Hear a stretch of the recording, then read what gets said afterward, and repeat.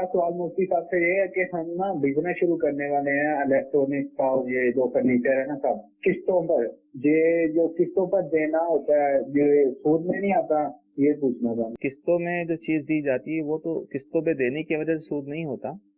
यानी आप एक चीज नकद लेते हैं तो उसकी कीमत और है, उधार लेते हैं तो और कीमत होती है, तो शरीय तौर पे जायज है। ٹھیک ہے. आपने उधार चीज ले ली, किस्तों पे ले ली, कीमत भी तय है, कब तक अदायगी करेंगे मुद्दत भी मालूम है, यहाँ तक कोई मसला नहीं। ٹھیک ہے. सिर्फ इस वजह से कि यार ये कीमत किस्तों की वजह से बढ़ रही है तो उसी की कीमत बढ़ रही है उसी चीज की, तो इसमें कोई हरज नहीं है। मसला आता है शराइत का।